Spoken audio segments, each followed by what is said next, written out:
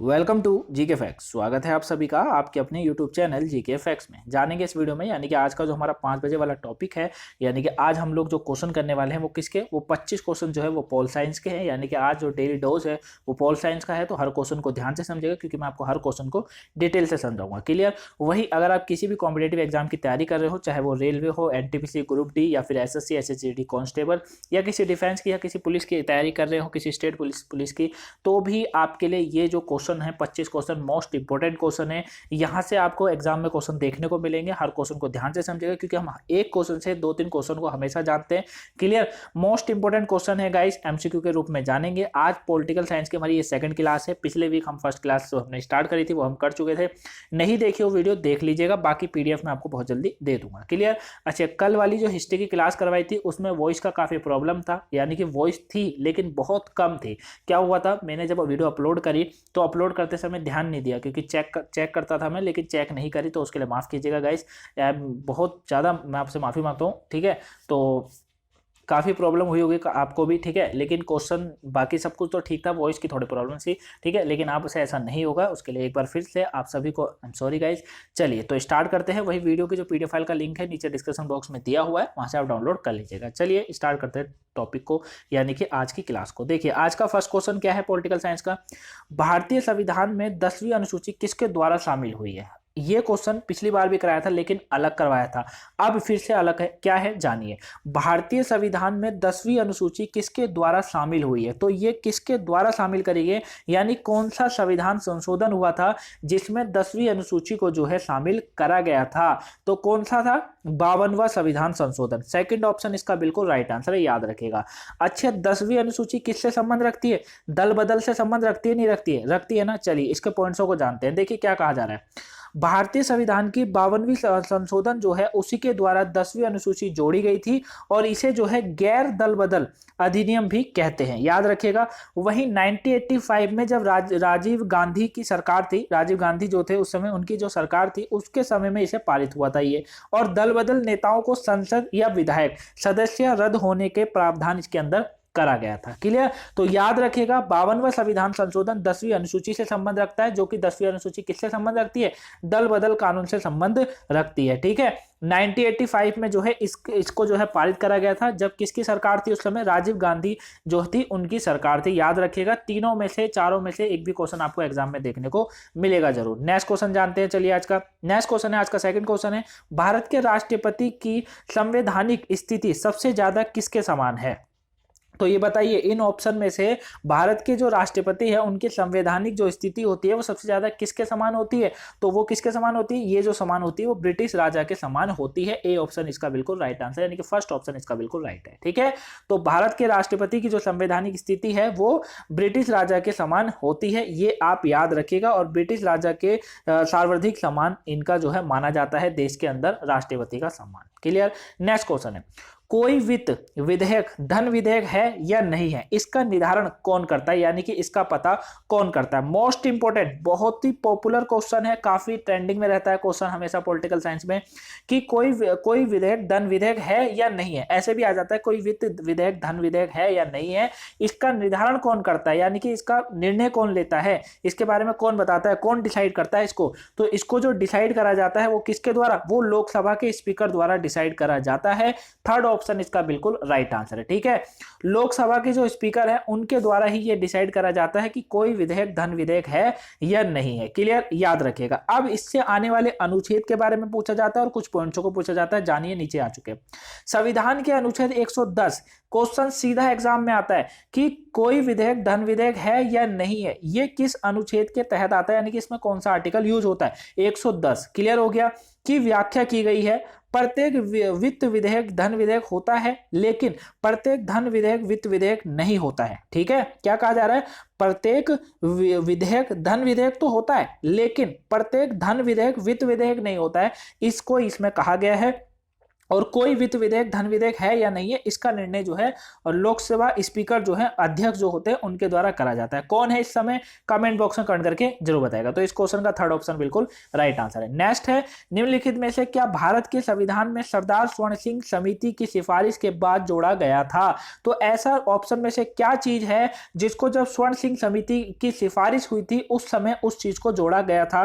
तो किसको जोड़ा गया था इसमें, किसको जोड़ा गया था इसमें? जो जोड़ा गया था मौलिक कर्तव्यों को जोड़ा गया था। अरे याद है नहीं है, मौलिक कर्तव्यों को जोड़ा गया था। कितने कर्तव्य, 11 कर्तव्य है नहीं है, पालन करते हो आप? मेरे को तो नहीं लगता, ठीक है, चलिए मजाक है, लेकिन पालन करना बहुत जरूरी है गाइस। तो मौलिक कर्तव्य जो है ना, जो कि सरदार स्वर्ण सिंह जब समिति की सिफारिश हुई थी उस समय मौलिक कर्तव्य को जोड़ा गया था। लेकिन उससे पहले की अगर बात करेंगे तो मौलिक अधिकार थे हमारे पास, फंडामेंटल राइट थे, और डीपीएस भी थे, ठीक है, ठीक, तो यही दो थे। लेकिन जब स्वर्ण सिंह समिति आई, जब स्वर्ण सिंह समिति की सिफारिश हुई, उसमें मौलिक कर्तव्य, वैसे तो इसको जोड़ने की जरूरत ही नहीं थी, क्योंकि अगर ये भी किसी देश के संविधान में जोड़ना पड़ता है तो फिर समझ सकते हैं वहां उस देश की जनसंख्या की स्थिति किस तरीके से है। यहाँ पर मौलिक कर्तव्य को जोड़ा गया था, मतलब बताया गया था कि हमारे राष्ट्रीय गान का सम्मान करना चाहिए, झंडे का सम्मान करना चाहिए, है ना, उस तरीके से, मतलब मौलिक कर्तव्य उस समय जोड़े गए थे। क्लियर? तो याद रखिएगा, थर्ड ऑप्शन बिल्कुल राइट आंसर है। आप जिसको जानिए इसमें अनुच्छेद कौन सा यूज होता है, तो 51वां इसमें आर्टिकल यूज होता है, और सरदार स्वर्ण सिंह समिति की सिफारिश के बाद इसको जोड़ा गया था, ठीक है। और इसमें जो है बाध्य नहीं किया जा सकता, मतलब इसमें जो था किसी भी नागरिक को बाध्य नहीं किया जा सकता, इन्हें मानने के लिए किसी भी जो नागरिक है उसको बाध्य नहीं किया जा सकता। अब जैसे कि मान लीजिए, वैसे तो गलत होता है, जैसे कि मान लीजिए झंडा है, उसका अगर आप अपमान कर रहे हैं, उसको नीचे गिरा रहे हैं, उसको पैर रख रहे हैं, इस तरीके से कुछ कर रहे हैं, तो फिर अब उसमें क्या कर सकते हैं, उसमें कोई इंसान कुछ कर सकता है? नहीं कर सकता। लेकिन अगर एक भारतीय होंगे तो कोई भारतीय ऐसा नहीं करता है। क्लियर? वही 42वां संविधान संशोधन के जो है बाद इसे जोड़ा गया था, ये भी याद रखिएगा, ठीक है। 51वां इसमें अनुच्छेद जो है आर्टिकल यूज होता है। नेक्स्ट है, दिल्ली को एनसीटी यानी कि राष्ट्रीय राजधानी प्रदेश संविधान के किस संशोधन से बनाया गया? तो कौन सा संशोधन था जिसमें नेशनल कैपिटल टेरिटरी जो है इसको घोषित करा गया था? कौन सा संशोधन में इसको बनाया गया था? तो ये जो इसमें संशोधन यूज करा गया था कौन सा था? इसमें संशोधन था 69वां, ठीक है, याद रखिएगा। तो दिल्ली को एनसीटी यानी कि राष्ट्रीय राजधानी प्रदेश का जो दर्जा था उस 69वें संविधान संशोधन के द्वारा दिया गया था, ये आप याद रखिएगा। 69वां संविधान संशोधन 1991 में हुआ था, ठीक है, और इसके अंतर्गत ही दिल्ली को विशेष केंद्र शासित प्रदेश का दर्जा दिया गया था।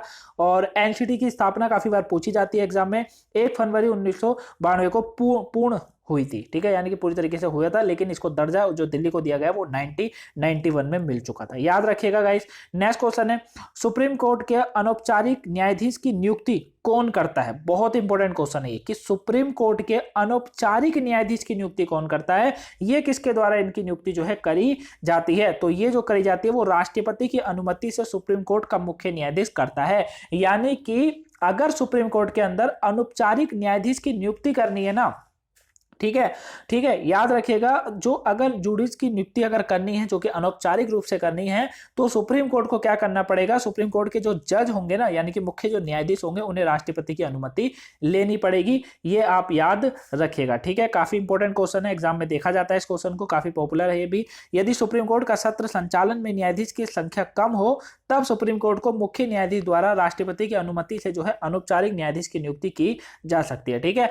कंडीशन क्या इसमें लग रही है कि यदि सुप्रीम कोर्ट के सत्र संचालन में न्यायाधीशों की संख्या कम होती है ना, तब ऐसा निर्णय जो है लिया जाता है। क्लियर? नेक्स्ट है, भारत के कितने राष्ट्रपति निर्विरोध जो हैं ये चुने गए थे? तो भारत के जो हैं भारत के अभी तक कितने राष्ट्रपति हैं जिन्हें निर्विरोध चुना गया है? तो कितनों को चुना गया अभी तक जो चुना गया मात्र 2 को ही चुना गया है। सेकंड ऑप्शन बिल्कुल राइट आंसर है, ठीक है। निर्विरोध का मतलब होता है बिना विरोध का या रुकावट के, ठीक है। तो ऐसे कौन है जिन्हें बिना विरोध के ही राष्ट्रपति चुन लिया गया था? तो ये 2 राष्ट्रपति को चुना गया था, नाम जानते हुए जिनके लिए, संजय रेड्डी, एक तो संजय रेड्डी, एन संजय रेड्डी साहब हो गए उन्हें, और दूसरे राजेंद्र प्रसाद जी, ठीक है, 1950 से 52 तक इन्हें जो है निर्विरोध चुना गए थे। क्लियर? याद रखिएगा, बहुत ही एग्जाम में क्वेश्चन काफी बार देखा जाता है।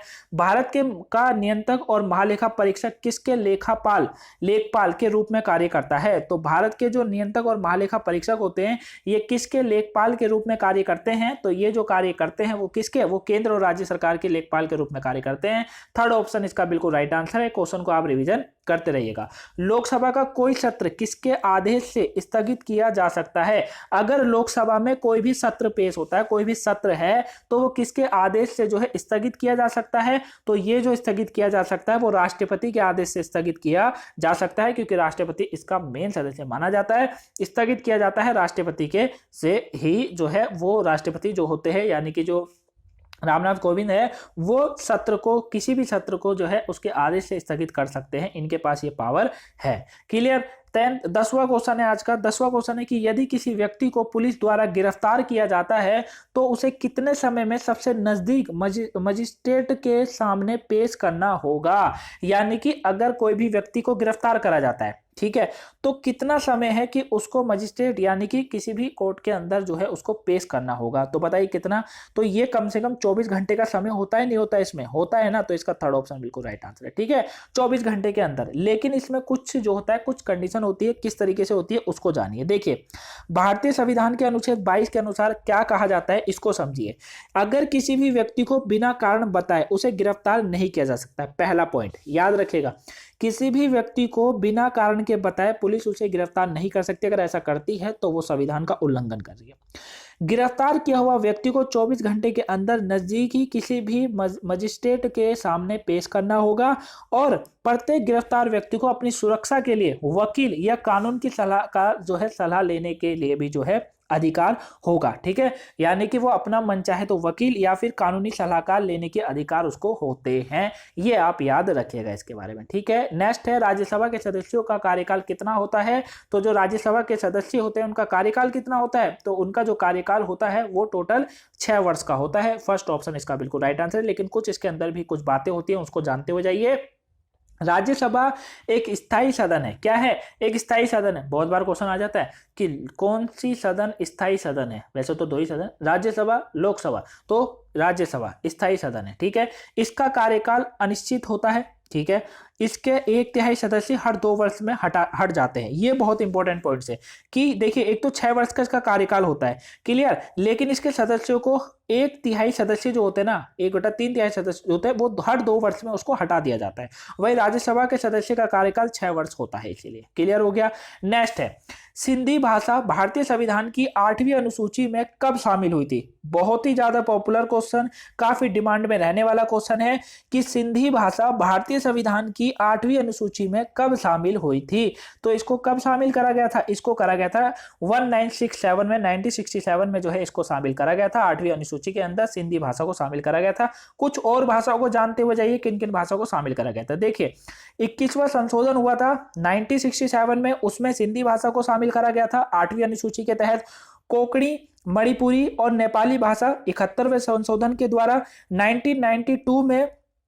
ठीक है, उसके बाद जो है बोडो, डोगरी, संथाली और मैथिली जो भाषा थी उसे 92वां जब संविधान संशोधन हुआ था उसमें शामिल करा गया था। क्लियर?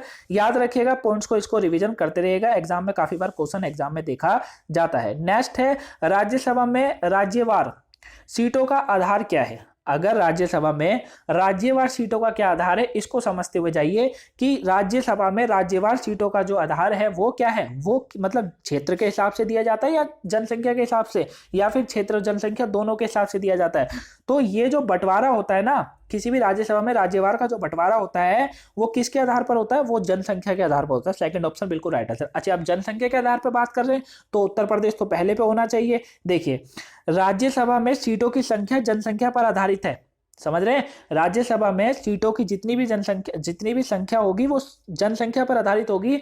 जिस राज्य की जितनी जनसंख्या उतनी सीटें एक्स्ट्रा। मतलब सबसे ज्यादा जनसंख्या तो इसके मामले में उत्तर प्रदेश में, इसीलिए उत्तर प्रदेश में सबसे ज्यादा सीटें हैं। क्लियर? आई होप आपको यहाँ पर काफी पुराना आंसर भी मिला होगा कि उत्तर प्रदेश में जनसंख्या इतनी सीटें क्यों हैं। ऐसे कॉमन क्वेश्चन ना यूपीएससी में इंटरव्यू में पूछ लिए जाते हैं। ठीक है, कि एक बात बताइए कि सबसे ज्यादा जनसंख्या वाला उत्तर प्रदेश में राज्यसभा की सर्वाधिक 31 सीटें हैं, ऐसा क्यों? क्योंकि यहाँ पर जिस भी राज्य में ज्यादा जनसंख्या होगी उतना ही हिसाब से जो है सीटों का बंटवारा होता है। क्लियर? नेक्स्ट क्वेश्चन है, भारत में लोकसभा में पहला अविश्वास प्रस्ताव कब आया था? अविश्वास यानी कि भरोसा ना करने वाला। पहला अविश्वास प्रस्ताव कब आया था भैया भारत में लोकसभा के अंदर? तो ये जो आया था वो 1963 में आया था, ठीक है। फोर्थ ऑप्शन इसका बिल्कुल राइट आंसर है, याद रखिएगा 1963 में ये आया था, ठीक है। पहला अविश्वास जो है प्रस्ताव 1963 में नेहरू की सरकार थी उस समय, उनके खिलाफ लाया गया था और इसके पक्ष में 62, जबकि पक्ष में 62 वोट आए थे और विपक्ष में 347 वोट डाले गए थे। बहुत बढ़िया बात है। नेक्स्ट है, भारत में निम्नलिखित में से कौन सा राज्य पंचायती राज संस्थानों में अनुसूचित जातियों के आरक्षण से मुक्त है? कौन सा ऐसा राज्य है भारत के अंदर जो कि राज्य पंचायती राज के संस्थानों में अनुसूचित जातियों के आरक्षण से मुक्त है? तो ऐसा कौन सा राज्य है? तो ये है कौन सा? अरुणाचल प्रदेश। फोर्थ ऑप्शन इसका बिल्कुल राइट आंसर है।